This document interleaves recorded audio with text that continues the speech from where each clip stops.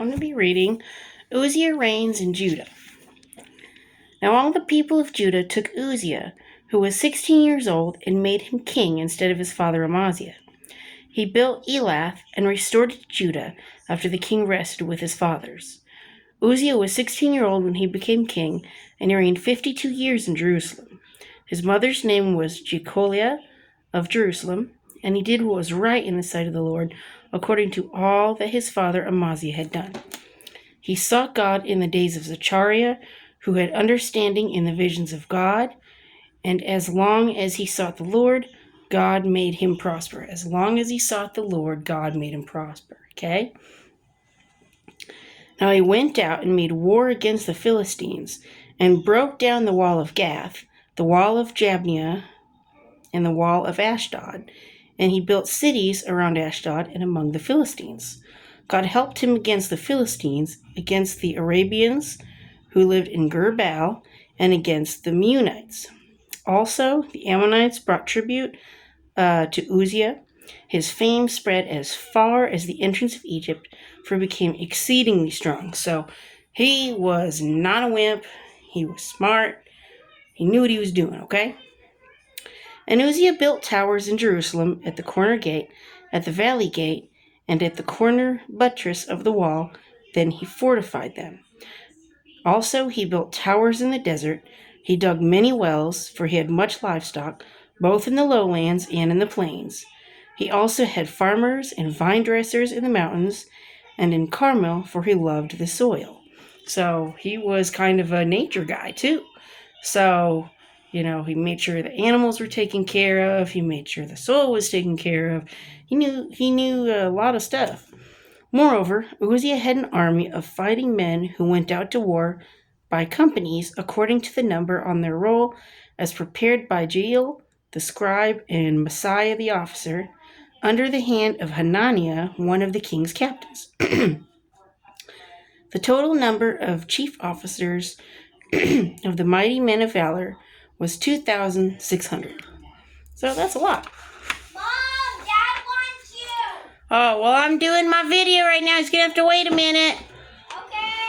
And under their authority was an army of 307,500 that made war with mighty power to help the king against the enemy. Then Uzziah prepared for them, for the entire army, shields, spears, helmets, body armor, bows, and slings, to cast stones, so he made sure they were set to go, okay? And he made devices in Jerusalem, invented by skillful men, to be on the towers and the corners, to shoot arrows and large stones. So fame spread far and wide, for he was marvelously helped till he became strong, okay? Marvelously helped till he became strong. Everybody needs help. It doesn't matter if you're a king, if you're a nobody. Everybody needs help, okay? But when he was strong, his heart was lifted up to his destruction. See, people get proud of themselves, and then here we go. For he transgressed against the Lord his God by entering the temple of the Lord to burn incense on the altar of incense.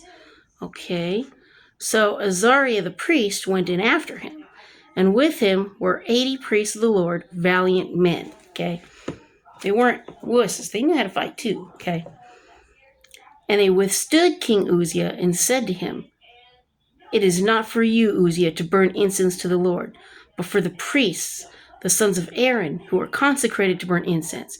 Get out of the sanctuary, for you have trespassed.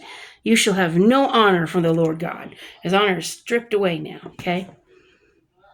Then Uzziah became furious, and he had censer in his hand to burn incense, and while he was angry with the priests, leprosy broke out on his forehead before the priests in the house of the Lord besides the incense altar. So that's like God's going, you're doing wrong, okay?